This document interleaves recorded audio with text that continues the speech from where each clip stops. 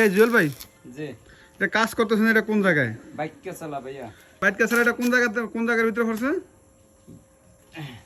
এটা পড়ছে টাঙ্গাইল সখীপুর তক্তাচালের বাজারের একটু ভিতরে। ডাক্তারসালা বাজারের ভিতরে। জি জি। আচ্ছা, এই 3D ভিউটা দেখে, এই জায়গার ভিউটা দেখে তো আপনারা প্রথমত ঘাবড়ে গেছেন।